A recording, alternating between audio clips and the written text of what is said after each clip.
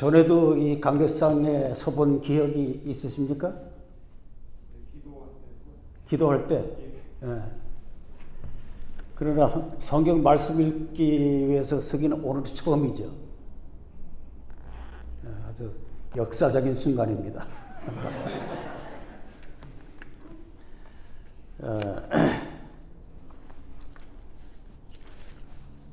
오늘 성경 말씀을 제가 다시 읽으신 말씀을 다시 좀 천천히 읽겠습니다. 하나님이 자기의 독생자를 세상에 보내심은 저로 말미암아 우리를 살리려 하심이니라.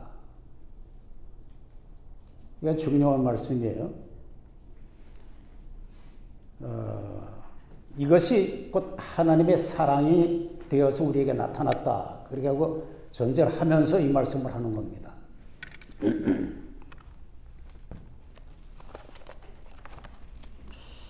하나님이 자기의 독생자를 세상에 보내신 것은 저로 말미암아 곧 예수로 말미암아 예수님으로 말미암아 우리를 살리려 하심이라. 우리를 살리기 위해서 하나님이 독생자 예수님을 이 땅에 보내셨다. 그 말씀이에요.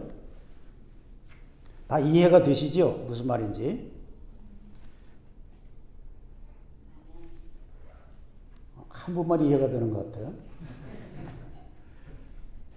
여기 우리라고 하는 말은 요한 1서를 받아서 듣게 되는 그 사람들인데, 소위 말해서 요한 1서의 수신자들이죠. 수신자들인데 그들이 누굴까? 유대인이 중심이 된 그런 기독교 공동체라고만 말할 수가 없고, 유대인과 이방인의 구분이 없이 그리스도를 믿는 모든 사람들, 특히 요한 1서를 대하게 될 그 모든 사람들을 향해서 주신 말씀이 바로 이 말씀이다 하는 얘기죠. 중요한 내용은 하나님께서 왜 세상에 예수님을 보냈을까? 목적이 뭘까? 거기에 대해서 대답하기를 하나님이 우리를 살리기 위해서 그랬다. 그 말이죠. 우리를 살리기 위해서 그랬다 하는 말은 달리 말하면 우리가 죽었다는 얘기예요. 죽었으니까 살리지. 죽지 않았는데 산 사람을 또 살립니까? 우리를 살리기 위해서 예수님이 오셨다 하는 말은 우리는 죽었다는 얘기입니다. 죽은 우리를 살리기 위해서 하나님은 예수님을 이 땅에 보내셨다 하는 말이죠.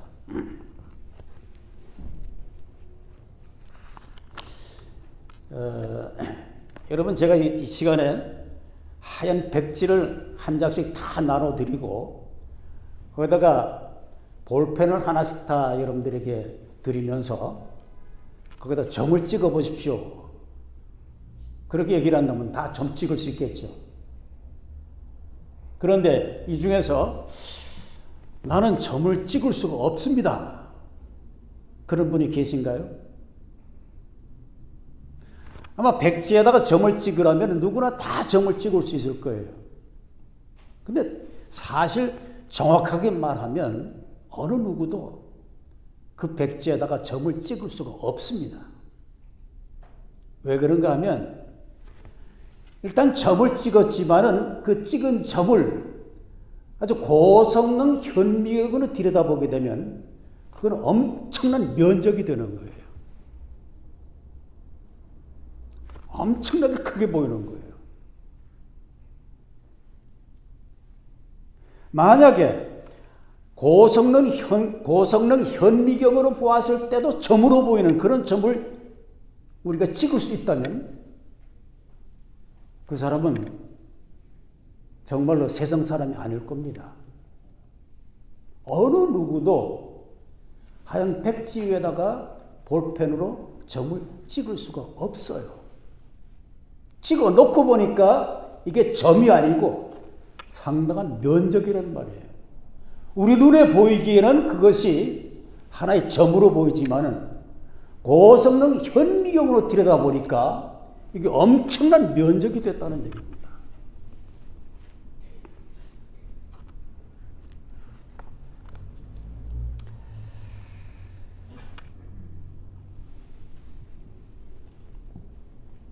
우주 안에서의 우리의 존재라는 것이 마치 찍을 수 없는 점과 같은 존재라는 사실을 저는 오래전에 깨달았습니다. 너 자신을 알라고 말한 철인의 말처럼 우리가 우리 자신을 알게 되면 길게 잡아야 100년 살 수 있는 우리의 인생이라는 것이 참으로 보잘것없는 것이로구나 하는 것을 우리는 부정할 수가 없습니다. 요즘 그 엄청난 사진들이 많이 소개가 되는데 1990년 32년 전이죠. 1990년 2월 14일 날 나사에서 쏘아 올린 보이저 1호라고 하는 우주선에서 지구를 찍어가지고 보낸 사진이 있습니다. 그 사진이 요즘 많이 소개가 되고 있는데 그 사진의 이름이 뭔가 하면 The Pale Blue Dot라는 명칭을 가지고 있습니다. Pale, 아주 청백한 블루, 푸른 다트, 점이다. 여러분이 거기서 이게 보이지 않을 겁니다. 이 사진인데 이 사진 안에 보이는 The Pale Blue Dot라고 하는 이것은 아주 작아요. 얼른 봐서는 안 보여요. 이게 뭐냐? 이게 지구라는 거예요. 우리가 가까이서 볼 때는 엄청 큽니다. 우리가 미국에 살지만은 캘리포니아가 얼마나 큰 주냐 하는 말도 많이 하죠. 요즘은 텍사스가 캘리포니아를 능가할 정도로 발전을 하고 있다 하는 말도 들립니다. 그런데 텍사스가 들어있고 캘리포니아가 들어있고 태평양 바다가 들어있고 한국이 들어있고 온 땅이 들어있는 이 지구가 그 먼 거리에서 사진을 찍어서 보냈는데 그 사진을 보니까 보일락 말락한 하나의 점이라 그 말이에요. 그러면 그 작은 점 안에서 나라는 존재를 찾아볼 수가 있을까요? 태평양도 안 보이고 캘리포니아도 안 보이는데 거기서 나라는 존재가 보일까요? 안 보입니다. 그렇게 따지면은 우리 인간이라는 것이 시간적으로 보나 공간적으로 보나 참으로 하잘것없는 존재들입니다. 요즘 뭐 정치가에서 치고받고 하는 싸움을 하는 것을 보면은 한편으로는 가소로워요. 저들이 싸우고 치고받고 해봐야 그게 별로 얼마나 갈 건데 별것 아닌데 하는 생각을 할 때가 많습니다.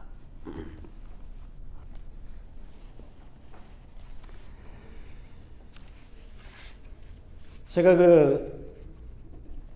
어떤 때는 설교를 할 때 사람들을 나오라고 그래가지고서 실물 교훈을 할 때가 있습니다.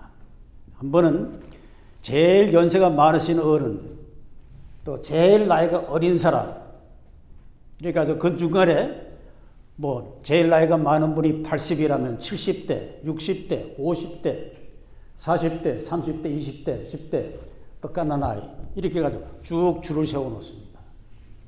쭉 줄을 세워놓고는 자, 그럼 여러분이 지금 강대상 이쪽 끝에서 이쪽 끝이 1000년이라고 100년이라고 가정하고 여러분이 100년이란 시간선상에서 여러분 나의 숫자대로 찾아 서보시오. 그럼 다 섭니다. 80인 사람은 저쯤 쓰고 가난에겐 좌쯤 쓰죠.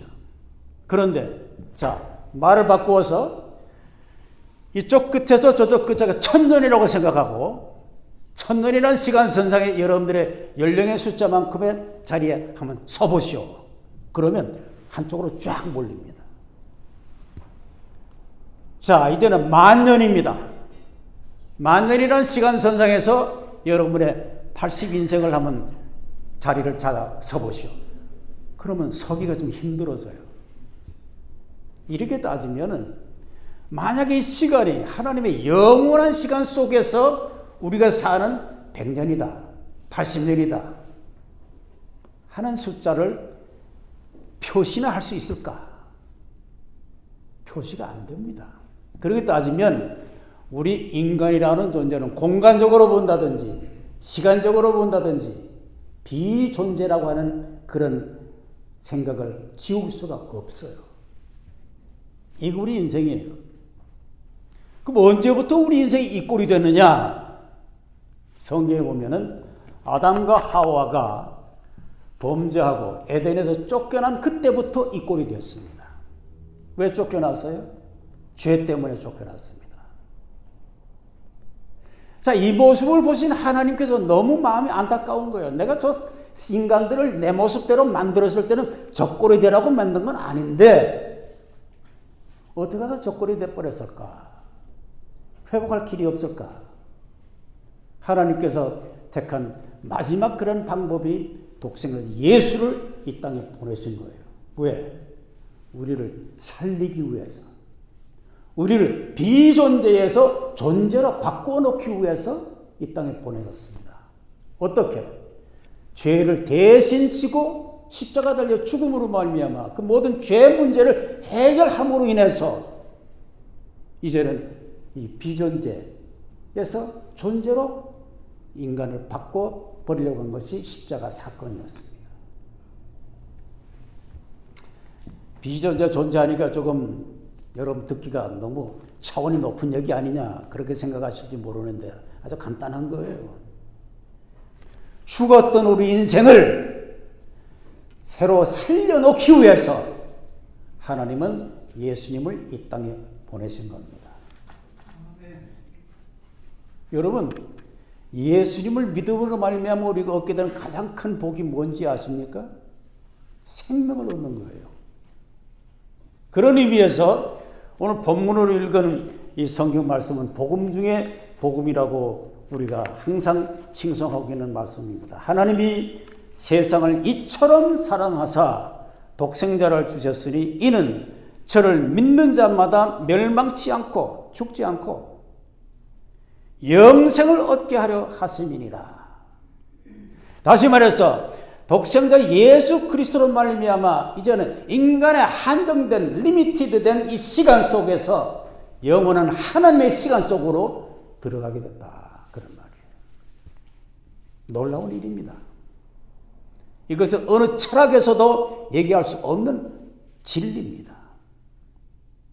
여러분이나 저나 철학자가 아니지만은 이 놀라운 진리 가운데서 깨달음을 얻고 살아가고 있는 차원 높은 사람이라는 사실을 자부해도 됩니다. 하나님이 그 아들을 세상에 보내신 것은 세상을 심판하려 하심이 아니요 저로 말미암아 세상이 구원을 받게 하려 하심이라. 여기 구원을 받는다고 하는 것은 영생을 얻게 하려 하심이라 그 말이에요. 여러분 구원을 받는다는 말을 어떻게 이해하십니까? 불안하던 마음이 평안해지는 것, 그 구원입니까? 일종의 구원이라고 말할 수 있어요. 병에 걸려가지고서 아프던 몸이 병에서 건강을 회복하게 된 것, 이거 구원입니까? 그렇게 말할 수 있어요. 가난하던 사람이 사업이 잘 돼가지고 이제 풍족한 삶을 살게 돼, 이게 구원입니까? 그렇게 말할 수 있습니다. 그러나 이런 것들은 다 한시적인 구원입니다. 차원 낮은 구원입니다. 그러나 진정한 구원은 죽었던 우리가 다시 살아나는 거예요. 여기는 그 화초가 별로 없는데 그 성전마다 화분을 갖다 놓지요. 그 화분을 하나 꽃을 꺾어 가지고서 보여줍니다. 화분이 이제 그 분 안에 들어있을 때는 물을 빨아 올리니까 계속 살지 않아요? 그걸 꺾어가지고 이게 살았습니까? 죽었습니까? 하고 묻는다면 여러분이 뭐라고 답하겠어요? 죽었다고요? 왜? 꺾여져 나왔으니까. 그러나 그 안에 수분이 있는 동안은 살아있는 것처럼 보입니다. 우리 인간이 그런 존재들이에요.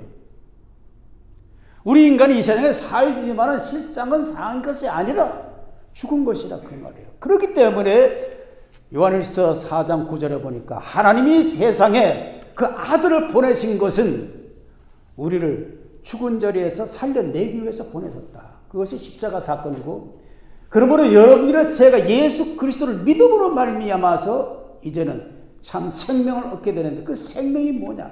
영생이라는 거예요. 목사님, 영생이라면 죽지 말아야 되는데 그 유명하던 조영기 목사도 죽지 않았습니까? 그 유명하던 옥하는 목사도 죽지 않았습니까? 다 죽어버렸는데 뭐가 영생이란 말입니까? 그렇게 질문을 하실 수가 있습니다.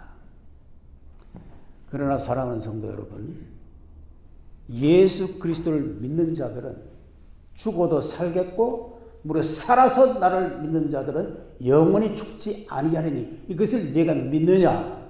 누가 물어봤어요? 예수님이 물어봤어요. 누구에게? 나사로의 너희들에게.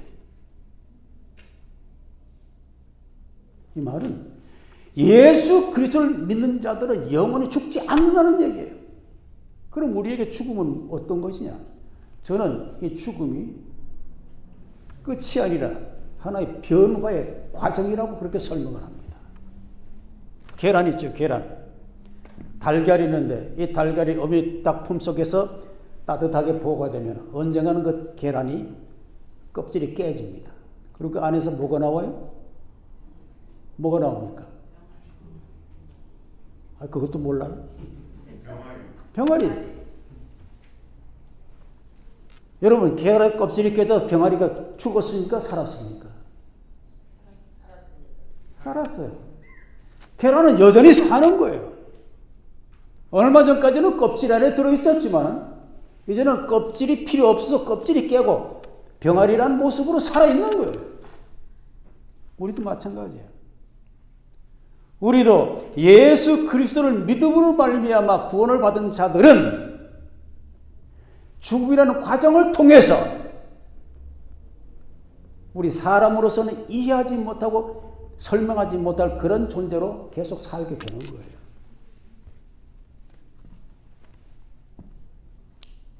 그러니 위해서 요즘은 장례식을 갖다 장례식이라고 그러지 않고 천국 환송 예배라고 그렇게 이름을 새로 만들었더라고요.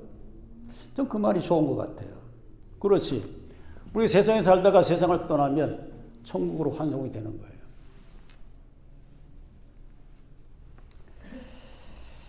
이게 정말 가능할까? 그런 의심을 가질 수가 있습니다. 성경에 보면 영생을 얻기 위해서 아주 노심초사했던 젊은 사람의 이야기가 나옵니다. 마태복음 19장 16절에서 26절의 말씀인데 성경의 번역본이 여러 가지가 있어요. 표준 번역도 있고 현대인의 번역도 있고 여러 가지. 그 중에 우리말 성경이라고 하는 그 성경에 기록되어 있는 대로 제가 읽어드릴게요. 한번 조용히 들어보세요. 이런 말입니다. 한 사람이 예수께 와서 물었습니다. 선생님, 제가 영생을 얻으려면 어떤 선한 일을 해야 합니까? 예수께서 대답하셨습니다. 왜 너는 선한 일을 내게 묻느냐? 선하신 분은 오직 한 분이시다. 네가 생명에 들어가려면 계명들을 지켜라. 그 사람이 예수께 물었습니다. 어떤 계명을 말씀하십니까? 예수께서 대답하셨습니다. 살인하지 말라, 간음하지 말라, 도둑질하지 말라, 거짓 증언하지 말라, 내 부모를 공경하라, 내 이웃을 내 몸과 같이 사랑하라. 그 청년이 말했습니다. 이 모든 것을 제가 지켰습니다. 제가 아직 무엇이 부족합니까? 예수께서 대답하셨습니다. 만일 네가 완전해지고자 한다면 가서 내 재산을 팔아 그 돈을 가난한 사람에게 주어라. 그러면 네가 하늘에서 보물을 얻을 것이다. 그리고 와서 나를 따르라. 그러나 그 청년은 이 말을 듣고 슬픔에 잠겨 돌아갔습니다. 그는 굉장한 부자였기 때문입니다. 그때 예수께서 제자들에게 말씀하셨습니다. 내가 진실로 너희에게 말한다. 부자는 하늘나라에 들어가기가 어렵다. 다시 내가 너희에게 말한다. 낙타가 바늘귀에 들어가는 것이 부자가 하늘나라에 들어가는 것보다 쉽다. 제자들은 이 말을 듣고 매우 놀라 물었습니다. 그러면 도대체 누가 구원을 얻겠습니까? 예수께서 그들을 눈여겨보시고 말씀하셨습니다. 사람에게는 불가능한 일이다. 그러나 하나님께는 모든 것이 가능하다. 여러분이나 제가 구원을 받게 된 것은 내 노력으로 구원을 받는 것이 아닙니다. 여러분이 예수를 믿게 된 것도 내 자신이 자의에 따라서 믿은 게 아니에요. 다 하나님의 역사예요. 오늘 어버이 주를 맞이해서 이렇게 꽃도 하나 달았는데, 여러분이 그 부모님이 다 계시겠습니다만, 돌아가신 분도 계시겠지만은, 특별히 어머니로부터 받은 사랑이 너무 많죠. 저도 저희 어머니에게서 받은 사랑이 너무너무 많습니다. 그런데 제가 우리 어머니에게서 받은 사랑 중에 가장 큰 사랑이 있다고 하면은 그 사랑은 저로 하여금 교회에 나가서 예수님을 믿게 맺는 겁니다. 저는 처음에 저희 집이 강원도 영월에서 첫째가는 부자라는 소리를 들 정도로 그렇게 저희 아버지가 사업을 크게 했었습니다. 그러다가 하루아침에 망해가지고 모든 재산을 다 날려버리게 됐습니다. 그랬을 때 어머니가 마음의 결정을 하시고 그동안에 믿던 절간에 다 집어치우고 이제 나 예배당 나간다 그러는 거예요.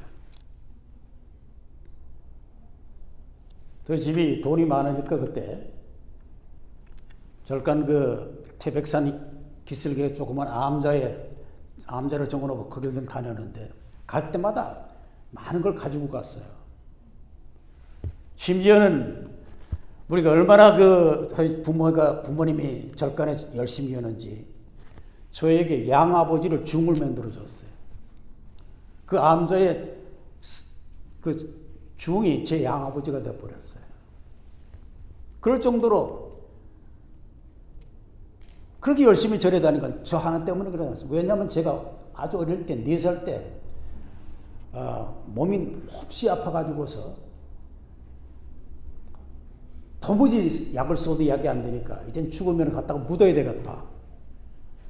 그렇게 하고서 기다리고 있는 차에 어떤 사람이 지나가면서 문을 두드렸습니다.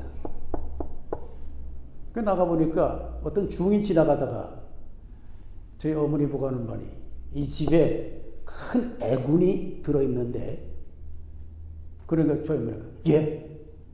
아니 아들이 죽을지 말지 한 그런 애군보다 더 큰 애군이 어디 있습니까? 그러니까 저희 어머니 그럼 어떻게 하면 됩니까? 물었더니 이 중요한 말이 태백산에 들어가 불공을 들이시오. 그랬어요. 그 태백산에 들어가서 불공을 들이기 시작했는데 그러고 나서 제가 살아났어요.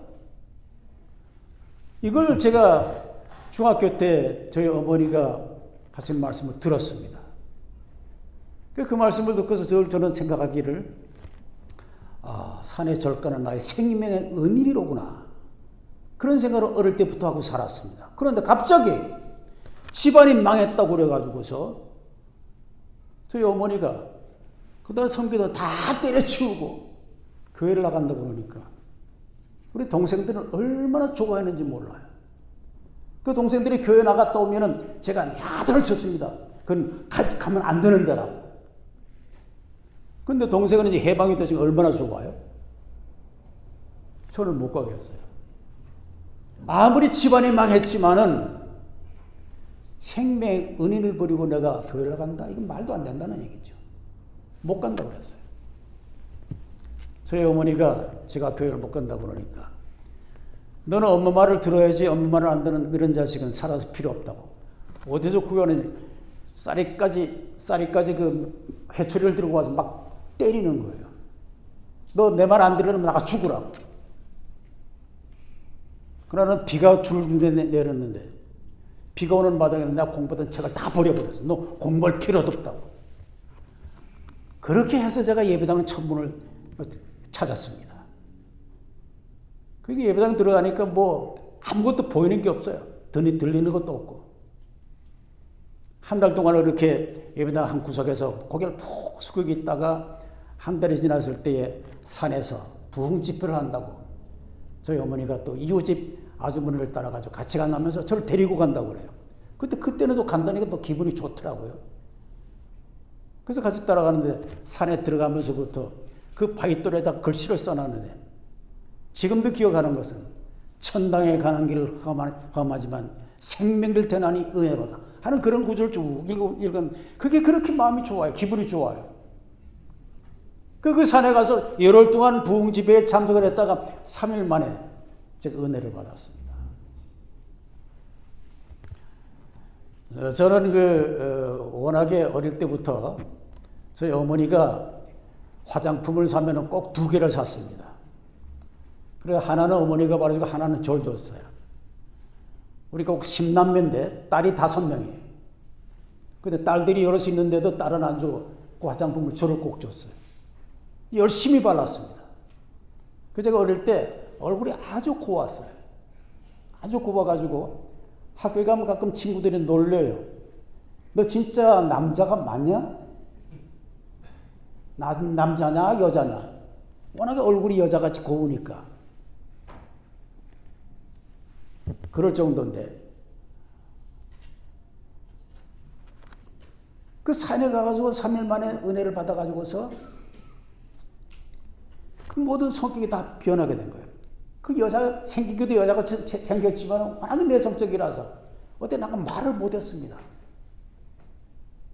그런 사람이 먹으면 자꾸만 체하죠. 먹지도 못하지. 나가서 말도 못하지. 이러던 내가 예수님을 믿고 나가지고서 우수경칩에 개구리 입이 떨어져 말을 하기 시작한 거예요. 그래서 제가 자랑 같아서 죄송합니다. 제가 감리교 신학대학 다닐 때에 장로회 신학대학에서 52주년 개교 기념 행사로 전국 신학생 초청 설교대회를 했어요. 거기 감리교 신학대학에서 제가 나가서 1등을 했어요.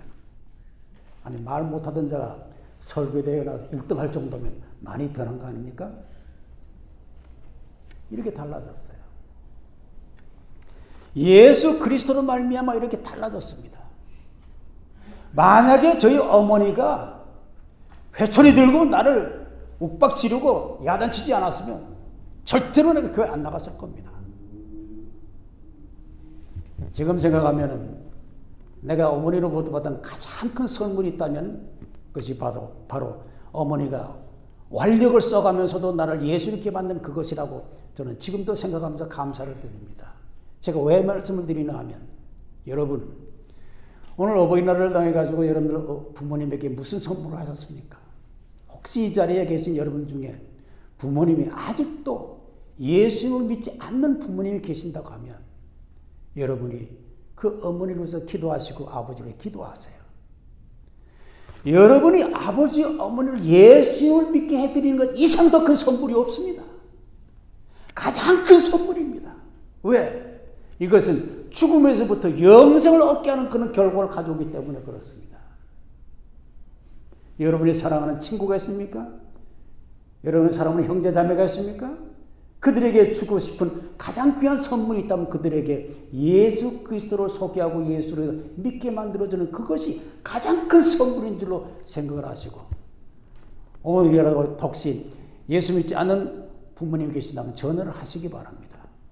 어머니, 오늘 교회 가서 예배를 드리고 보니 예수를 믿어야 되겠습니다. 예수님 믿으세요. 그리고 영생을 얻으세요.